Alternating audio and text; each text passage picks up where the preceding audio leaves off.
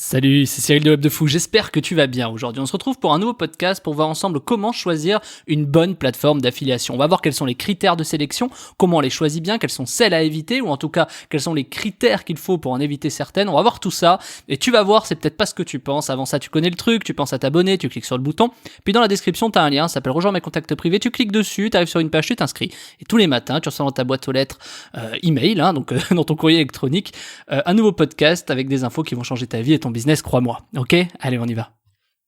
Je vais quand même le rappeler au départ, une plateforme d'affiliation, c'est quoi ? C'est un intermédiaire qui met en relation quelqu'un qui a un produit avec quelqu'un qui veut le vendre. Voilà, donc en gros, toi, tu as un produit, tu t'adresses à une plateforme d'affiliation. Cette plateforme d'affiliation prend ton produit et elle regarde un peu son réseau. Donc dans son réseau, il y a des gens qui veulent bien relayer ce produit. Ces personnes qui relaient le produit, ils envoient du trafic dessus. Et toi, qui as proposé ton produit, tu encaisses, tu rémunères la plateforme qui rémunère celui qui a envoyé le trafic. Voilà, ça, c'est une plateforme d'affiliation. Donc tout le monde prend sa marge au milieu, bien sûr. Imaginons, tu prends un produit à 100 €, tu le vends. Tu t'adresses à une plateforme d'affiliation, tu vas lui dire que tu vas rémunérer à 50%, donc on va dire 50 €, et elle va rémunérer par exemple 30, 40, 10, 20, 30 €, on sait pas, en tout cas en dessous de 50, la personne qui va envoyer du trafic pour vendre. Et elle va prendre donc sa commission au passage. Voilà. Donc ça, c'est une plateforme d'affiliation. Alors, comment est-ce qu'on choisit une plateforme comme ça ? Alors, comme tu le vois, tout dépend de quel côté tu te situes. On va voir les deux côtés, c'est-à-dire quand tu as un produit et que tu veux le mettre en affiliation, et on va voir quand tu es éditeur, c'est-à-dire quand toi tu as du trafic mais que tu n'as pas de produit et que tu as envie de l'envoyer. Ça peut être l'exemple si tu as un site, si tu as tes bases mail, si tu as voilà. À partir du moment où tu as de l'audience, ça peut être YouTube, si tu as une chaîne YouTube, ça peut être énormément de sujets comme ça, tu vois. Donc en fait, à partir du moment où tu as de l'audience et que tu peux t'adresser à des gens, comme moi avec Web de Fou, tu vois, je pourrais t'envoyer un email avec un produit où tu cliquerais dessus, t'achèterais, je toucherais une com dessus. Donc on va voir ces deux côtés-là, donc toi qui proposes le produit et toi qui justement relaie le produit pour avoir des commissions. Voilà. Alors le premier cas, on va parler du côté éditeur, publisher, c'est-à-dire le côté de la personne qui a le site et qui envoie du trafic pour gagner des commissions. De ce côté-là, comment on choisit une bonne plateforme ? Alors, un des premiers critères, ça va de soi, c'est paie-t-elle, tu vois ? Est-ce que la plateforme d'affiliation va te payer ? Ça me paraît un peu évident de le dire, mais c'est quand même un des premiers critères, contrairement à ce qu'on croit. Quand on commence l'affiliation, au départ, on se dit, oui, je prends là où il y a un programme qui m'intéresse, certes. Mais quand t'es nouveau, les mecs le voient vite, et du coup, ils peuvent vite ne pas te payer. Alors, c'est pour ça qu'il y a certaines garanties, il y a certaines plateformes où tu peux être certain qu'elles te paieront quoi qu'il arrive, mais même si elles te paient quoi qu'il arrive, ils peuvent te payer un an après, tu vois, t'as le temps de mourir 10 fois au milieu, si tu commences dans le web.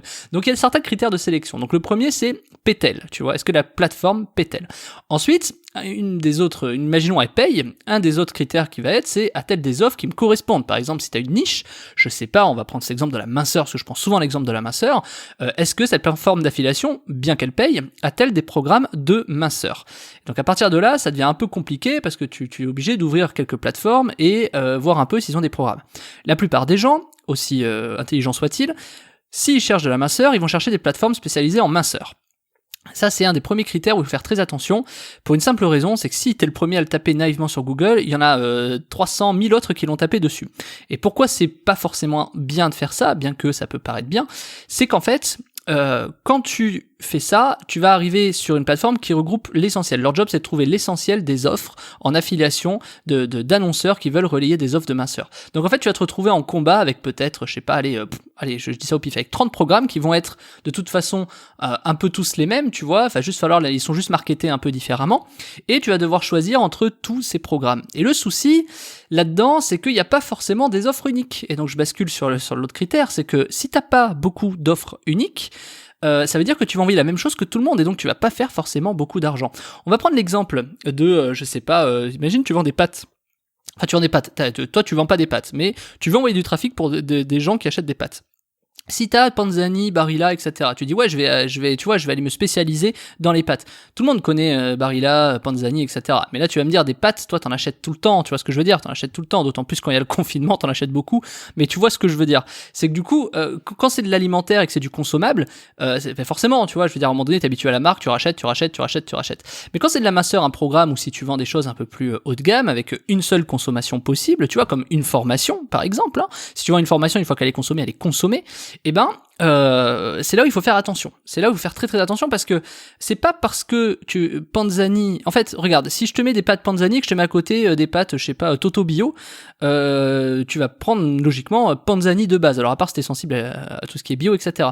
Mais si t'as des pâtes bio et que je te le vends bien, forcément tu prendras le Toto Bio, parce qu'il y a beaucoup plus d'arguments de tiens c'est quoi, est-ce que c'est pertinent, est-ce que c'est meilleur, est-ce que c'est bon pour la santé, est-ce que c'est bon pour le machin, tu vois, il y a d'autres arguments tout de suite, même s'ils sont inconnus, qui vont faire que ça vend plus. Et je te dis tout de suite, si tu vends des pâtes Panzani ou des pâtes Toto Bio, eh ben Toto Bio se vendra plus sur ton site. Pourquoi? Et c'est assez évident quand je vais te le dire, c'est que même si la marque est pas connue, justement aujourd'hui les gens, de toute façon, vaut mieux une marque pas connue qui soit bien vendue, les gens achètent beaucoup plus qu'une marque connue qui est vendue partout. Pourquoi? Parce qu'à partir du moment où tu prends des offres qui sont vendues partout, il va falloir que tu te démarques d'une certaine façon dans la communication. Et même si tu te démarques dans la communication en vendant bien le truc, les mecs à la fin ça reste un paquet de pâtes, tu vois, Panzani, tu vois ce que je veux dire? Donc du coup ils connaissent le truc, ils sont pas obligés de passer par toi s'ils ont pas un bon prix. Donc si tu fais la même chose que tout le monde, c'est ça la petite leçon, si tu fais la même chose que tout le monde, bah tu feras pas plus, au contraire tu ramasseras les miettes. Dis-toi que si vous êtes 500 à vendre un programme de minceur le même, il y a pas de raison que tu aies des taux explosifs, tu vois, enfin pourquoi toi, tu vois. Donc bien sûr que non, donc il faut trouver une valeur ajoutée. Et c'est pour ça que c'est très très très intéressant d'aller sur des plateformes avec des offres uniques. Donc là, tu as deux choix. Soit la plateforme d'affiliation qui est spécialisée dans la minceur va te proposer des offres spécialisées dans la minceur, mais des offres uniques. Auquel cas, encore une fois, si tu as tapé sur Google et que c'est le premier résultat, tu peux être sûr que tout le monde l'a fait. Et donc, est-ce qu'elle est vraiment unique? Oui, mais elle va mourir en 1 ou 2 semaines, la marque, parce que forcément, si vous êtes 500 à relayer le même truc, je veux dire, dans 2 semaines, il y a plus... tu vois, enfin, ça a fait le tour, quoi. Donc en fait, il faut aller dans des plateformes que tu ne soupçonnes même pas, je sais pas, des trucs que même pas tu penses qu'il peut y avoir de la minceur là-bas, et boum, t'as un programme qui va sortir de nulle part, qui est pas sur la plateforme spécialisée minceur, et boum, tu vas voir que tu vas exploser les ventes. Et je te le dis, moi, dans toutes les thématiques, dans toutes les niches, c'est ce que j'ai fait, c'est que je suis allé sur d'autres plateformes chercher des programmes qui sont très très peu connus, tu vois, des programmes qui sont franchement quasiment inexistants, c'est-à-dire que si tu vas dans les plateformes spécialisées de la minceur, pour continuer dans l'exemple, ben il n'existait pas ce programme, mais tu vas sur une autre plateforme, je sais pas, spécialisée dans l'immobilier, d'un coup ils te sortent un programme de minceur, voilà. Pourquoi ça existe ça? Comment c'est possible? Mais parce que chaque plateforme d'affiliation cherche à faire plus d'argent, tu vois, et donc forcément, après, est-ce qu'elles ont les équipes pour, est-ce qu'elles ont les machins, etc. Alors, il faut comprendre qu'une plateforme spécialisée dans une thématique, sa problématique principale, c'est qu'à un moment donné, elle va faire le tour de l'offre. Elle va faire le tour des offres, le tour de la minceur. Je veux dire, tu vas pas avoir 1000 personnes qui vont sortir des programmes de minceur toutes les semaines. Donc tu vois, va y avoir un peu un blocage à un moment donné. Et donc ce blocage, eux, pour essayer d'aller plus haut, si tu veux, de gagner plus d'argent, ce qu'ils font, c'est soit, ils essaient de trouver des nouvelles marques, c'est-à-dire c'est le même produit, mais ce qu'on appelle en marque blanche, mais on s'en fiche de ce que c'est, je le détaillerai pas ici. Et, ou alors, ce qu'ils font, c'est qu'ils t'annulent un peu des trucs, bref, ils essaient un peu de gratter leur marge là où ils peuvent, parce qu'à un moment donné, ils sont bloqués. Alors que les plateformes qui sont plus généralistes, plus mainstream, ces plateformes, elles peuvent justement proposer énormément de programmes diversifiés. Alors bien sûr, c'est pas parce qu'ils proposent des programmes diversifiés qu'ils sont forcément plus performant. C'est là où il faut challenger tout ça. Donc, tu vois, c'est là où il faut comprendre que le dernier critère, c'est la valeur ajoutée. C'est-à-dire, quelle valeur ajoutée à la plateforme. Je peux très bien, moi j'ai cet exemple d'une plateforme généraliste qui m'a fait énormément d'argent, que je te citerai pas ici, une plateforme d'affiliation généraliste qui m'a fait énormément d'argent sur un secteur qui n'existait pas chez eux. Pourquoi? Parce qu'ils ont rentré une offre un jour qui n'existait pas, parce que sûrement il y avait un pote, un machin qui connaissait Bidule ou je sais pas, et ils ont dit vas-y je te rentre sur ma plateforme, ils l'ont fait, et ça a explosé parce que cette offre n'était nulle part, j'étais le premier dessus, mais je te raconte pas la thune que j'ai faite. Donc c'est ça qu'il faut que tu comprennes, il faut être à l'affût de ça. Et le problème principal que tu vas rencontrer quand tu regardes des plateformes d'affiliation, que tu cherches des offres uniques, etc., le problème principal que tu vas rencontrer, il est assez terrible, c'est le temps. C'est-à-dire il faut t'inscrire sur toutes les plateformes, ça prend du temps, quand tu es inscrit il faut consulter les offres régulièrement.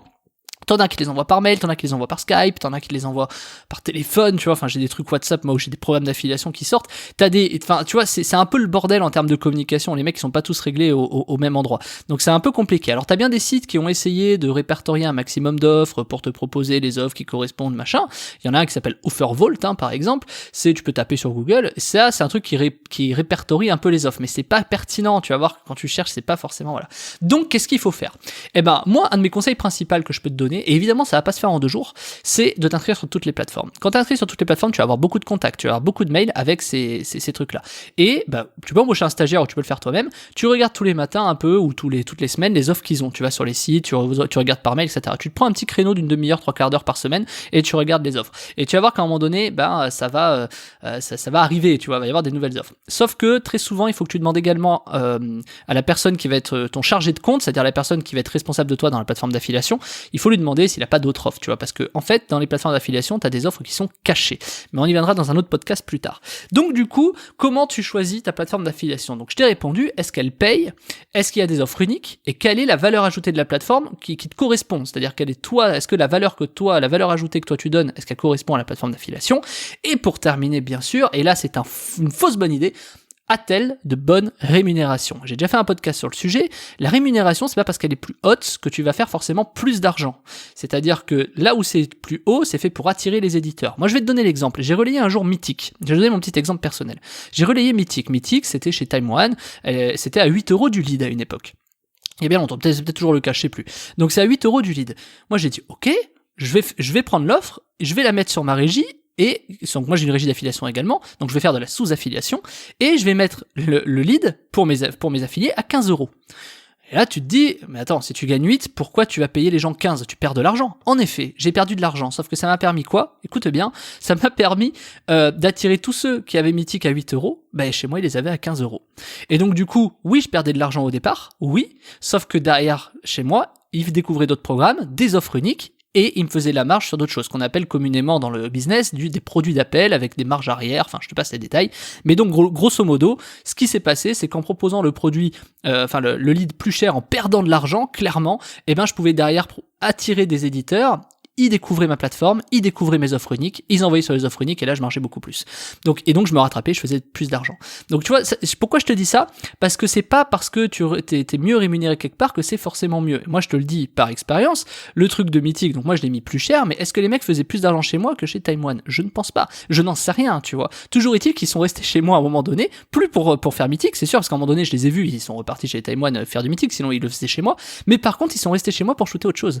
Donc tu vois ce que je veux te dire, c'est que mettons la place de ce mec, pourquoi il est venu chez moi au départ? Parce qu'il y avait une meilleure rémunération, ok, mais c'est peut-être une fausse bonne idée, parce qu'il est reparti autre part, mais par contre il est resté chez moi pour relayer d'autres programmes. Est-ce que tu vois la logique? Parce que quand t'es éditeur, quand toi tu cherches des offres, eh ben c'est le bon mindset à avoir, tu vois, il faut toujours challenger, etc.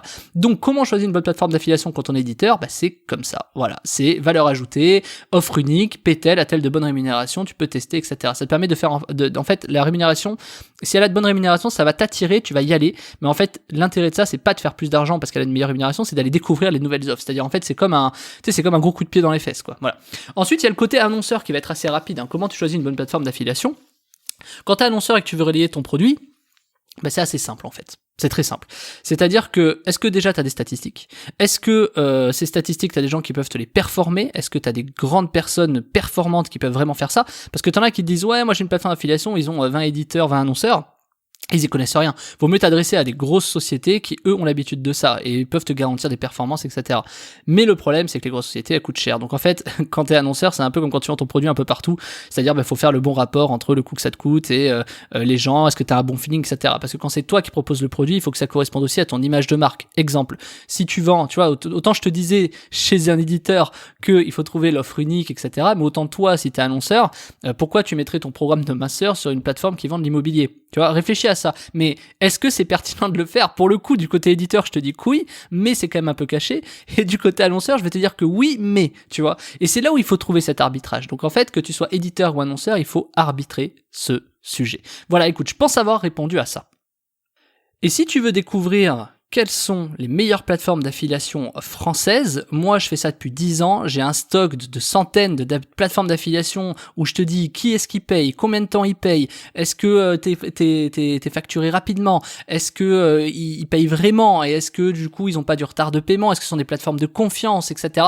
Bref, je t'ai tout regroupé dans la formation. Alors, c'est pas vraiment une formation, mais tu vas voir, il y a quand même une petite formation, hein. C'est la liste des meilleures plateformes d'affiliation françaises. Et tu vas voir cette liste, il y a tous celles que j'utilise depuis plus de 10 ans. Alors forcément, elle a évolué en termes de 10 ans, mais c'est le tableau que j'utilise depuis plus de 10 ans, je te le partage, c'est mon tableau, c'est mon taf, c'est celui de mes équipes, il y a toutes les plateformes, il y a tout ce qu'il faut, il y a les liens de connexion, etc.